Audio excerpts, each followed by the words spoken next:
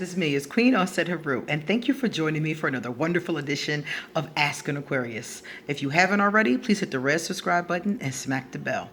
Alright guys, if you like this video, please give it a thumbs up and pass it on to somebody else who may like it as well. I'm sorry that it took me so long to do this video today. I just finished doing the witch trials, the first season, or should I say the first episode of the witch trials. I put the movie The Craft on trial, and I uploaded it just now to my Patreon page. So if you want to see my review, my witch trial of that particular movie, please go over to my Patreon page, which will be right here and underneath this video, in case you want to go check it out. Now, you do have to be a patron to check out the links and the things that I put on the Patreon page, but it's very inexpensive to become a patron. For as little as I think $1 a month, I think it was $1 up to like I think it was $1. Somebody I think did $5. So for a couple dollars a month, you can be a patron. You can support my channel, and you get to see these witch trial reviews that I'm going to do once a week. Okay, so this is the very first one, and next week I will do another movie. The movie is called Beautiful Creatures. So I'll be reviewing that movie to see how authentic is that movie. Are they doing anything that witches really do, or is it just Hollywood bullshit? I'm going to let you know the real 411, okay? So anyway, let's talk about today's topic. Someone asked me in the comment section to discuss my spiritual awakening. How did I become a priestess, witch, magic woman, whatever you want to call it? In our tradition, we call ourselves priestesses. But a priestess has the same role as a witch or a shaman or a magic worker. So some of the times I use these particular terms kind of interchangeably. They're just different depending upon which culture you're in, basically. So how did I come to this space? When was my spiritual awakening? How did all this happen? Well, let me tell you something. Some people have these profound stories about their spiritual awakening, and I did have really profound moments. But one of the things I have to tell you is that I was always aware. I was always in tune. As a very young girl, at 2 and 3 years old, I started to see spirits. And I started to tell my mom, I'm seeing shit, you know? And I didn't tell her, I just described what I was seeing. There was a man in my room, there was, and I was describing what it looked like to her. My mother figured out that I was seeing spirits, but she didn't tell me that I was seeing spirits.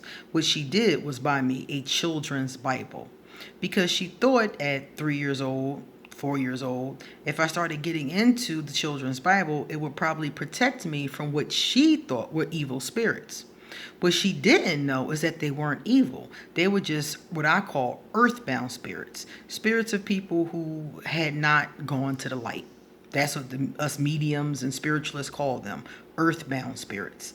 These are people that generally, they lived, but they refused to leave earth when they die. They refuse to go to the light. They refuse to go to peace or whatever the next level is. They refuse to go for many different reasons. So she gave me the children's Bible at 3 years old, and I started to read it and learn about spirituality. 2 years later, at 5 years old, she sent me to Catholic school. And for anybody who's been to Catholic school, you know that spirituality is a part of the daily curriculum. So every day we were talking about God, talking about spirits, talking about Jesus, talking about angels, talking about these kind of things from a Catholic standpoint.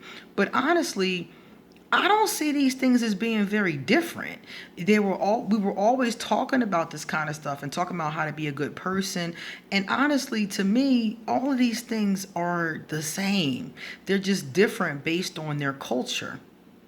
You know, I understand the details are different. The nuances are different. But when we fight about this kind of stuff, it's really kind of silly to me, because we're all doing the same kind of thing.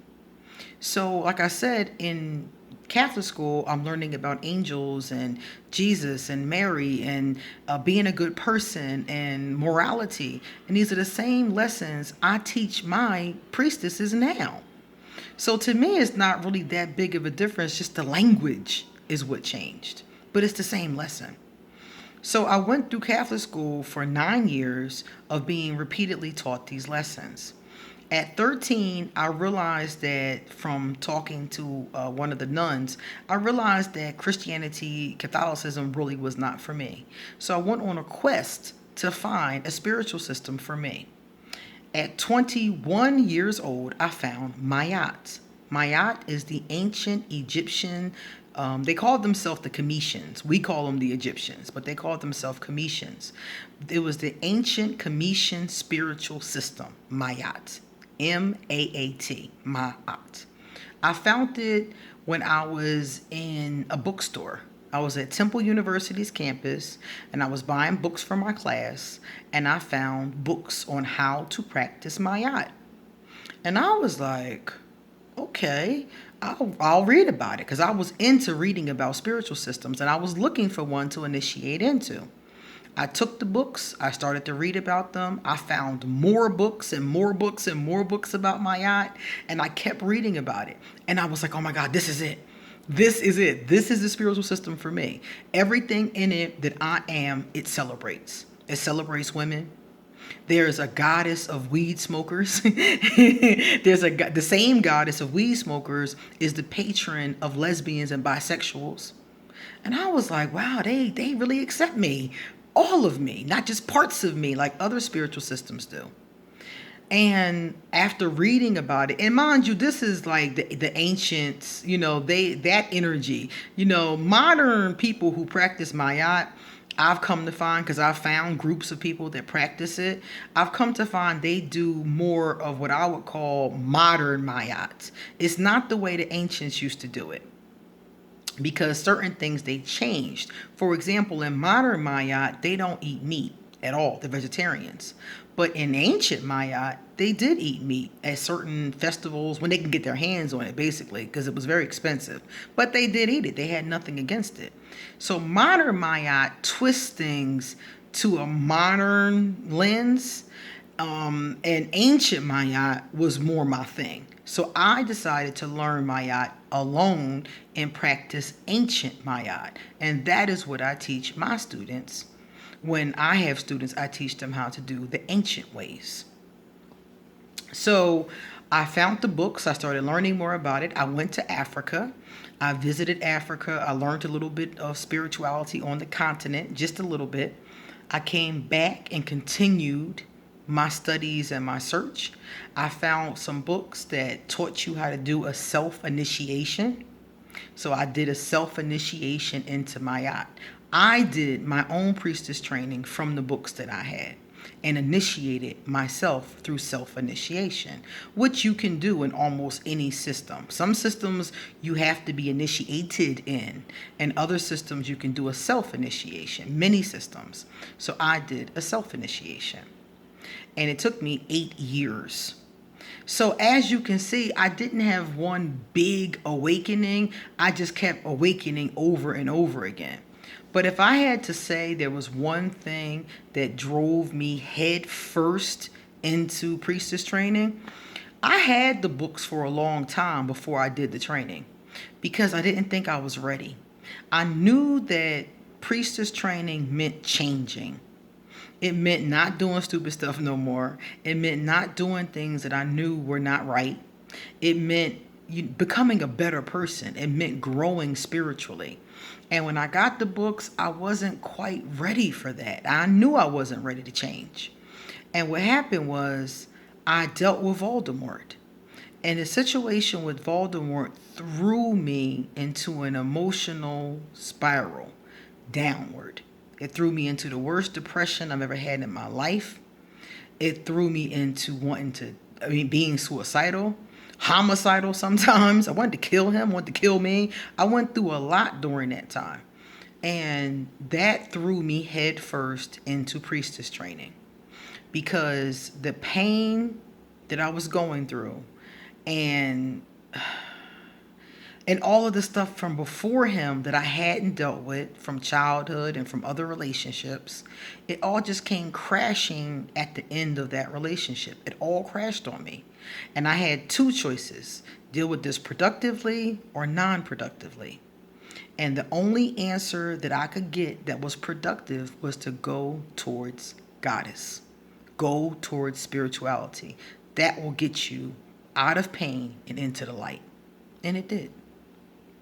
So at my very bottom, when I wanted to die, I would have to say the one thing that again can be another spiritual awakening was at the end of that relationship, and I was at my bottom. I had a dream. I was suicidal at that point. Some days I was homicidal. I wanted to kill him. I was plotting to go stab him in his heart. Literally. I was literally thinking like he get off work at this time, I could be here at this time. Like I was losing it. I was losing my grip with reality, okay? And one night I went to sleep after, going through that. And I went to sleep and I had this dream that I've told you guys about before. Basically, a goddess grabbed me by my shirt and said, "You're coming with me." And I didn't know who she was. I had never seen her before in my books yet.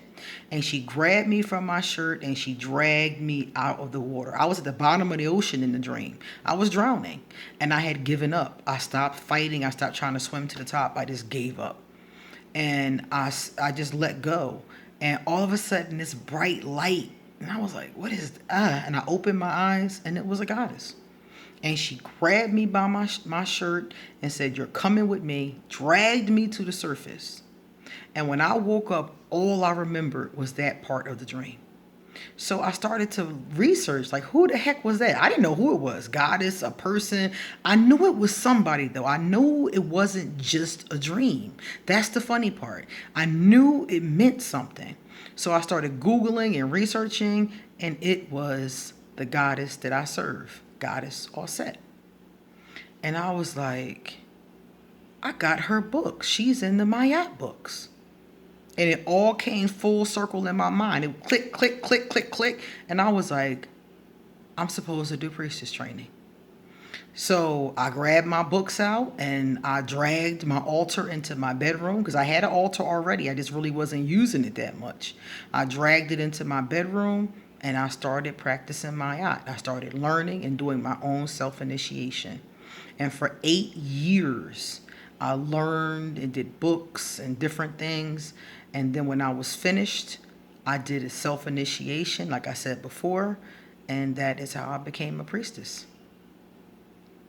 Altogether, that whole, thing, I was done when I was like, my God, I think I started when I was like 29 and I might have been finished when I was like 34 or something like that. I mean, it took a while. I might have been 36. I'm not good at math, but it took a long time. It took a real long time. And when I was finally done, I was helping people. I was doing readings for people. I was doing magic for people because it didn't start off with me looking to do it for other people. It started off with me trying to save myself, heal myself. And the next thing I know, Goddess was like, go help this one, go help that one, go do this, go do that. And she started leading me, and I left my job, and I started doing what I do. I started doing readings and magic for people and helping them heal and figure out their lives and classes for priestesses. And I just started doing all of this stuff. And it was so funny to me and that's why I go through the whole thing with Voldemort, because it's so funny to me. There's something so negative, a situation that was so bad could turn into something that has blessed me so much. I have been so blessed by this. And if it wasn't for Voldemort stabbing me in my heart, I probably never, or I might have, I don't know. I mean, I had the information, but I wasn't using it. But that was the catalyst. So I would say that if you want to talk about a spiritual awakening, I would say it happened at that moment when I went from being downtrodden and homicidal, suicidal, to being somebody who was compassionate and forgiving and wanted to help other people heal themselves. So I would say if you wanted to call it an awakening, that would have been it. But I was always aware. I just wasn't ready to step into who I am. That's the honest truth. I wasn't ready because when I was with Voldemort and even before him, I always knew that I had a spiritual calling. I always knew I was supposed to do something. I just didn't know what it was. And I didn't really, when I figured it out that this is what it was, I wasn't ready. Or I didn't think I was ready. I was like, oh my God, that's such a big responsibility. How can, this little old me, I didn't think I was worthy and I didn't think I was ready. So it took for me to be in so much pain that I couldn't take it anymore for me to change. So I guess that would be the spiritual awakening. Jordan was the one that asked me about it in the comments section. So Jordan, I guess you can call that the moment of the spiritual awakening, but I think it was a long time in coming. I think ever since I started seeing spirits at 2 and 3 years old, it was coming. It was just me not stepping into my own light. It was me not stepping into my own calling. And a lot of you out there are doing the same thing because I've talked to people who have a calling but don't step into it. And some of them for the same reason that I didn't. They didn't feel ready. They didn't feel worthy, But when that thing, like I said, when that set of circumstances happened with Voldemort, I knew if I didn't do something productive, I was going to destroy myself. Maybe both of us and maybe even other people, but I knew that I was going to destroy myself and I didn't want to do that. I didn't think it was fair to me or to anything else. So I said, all right, I'm going to try this. I'm going to try to do this the right way. I didn't know what was going to happen. I didn't know if I was going to fail. I didn't know if it was going to help. I just knew that this is what God has handed me and I was going to try. I was going to try to step up, and I did, and it all worked out for me. I stepped up. I was so uncertain. I was so scared. I stumbled so many times. I messed up so many times, and God has just kept encouraging me and kept calling me back, and I just kept stepping back up to the plate. And before I knew it, I was done priestess training, and every day since then, because mind you, I'm 42 now. Every day since then, I keep learning, I keep growing, I keep reading things, I keep watching YouTube videos, I keep trying to better myself. I just keep at it because no matter how wonderful you are, there's always room for improvement. So every day, I try to be a better person. How can I be better? How can I be kinder? How can I be more compassionate? And I just keep at it, And it's not easy. It's one foot in front of the other and a lot of prayers. A lot of prayers, a lot of candle magic, one foot in front of the other, and a lot of belief in my goddess. So that was my spiritual awakening that happened, it seems like, in pieces. All right, Jordan, thank you for your question. All right, guys, it's time for me to get going. So if you want to talk with me, all my information will be underneath this video. If you want a reading done, email me and I'll give you an appointment. Let's see, what else? If you want to be one of my Patreons and check out my cool new project, check out the link underneath this video. If you want to send me a gift or a PayPal donation, that'll be underneath this video as well. Thank you for listening and come back soon because believe it or not, I have a lot more to say. See you later.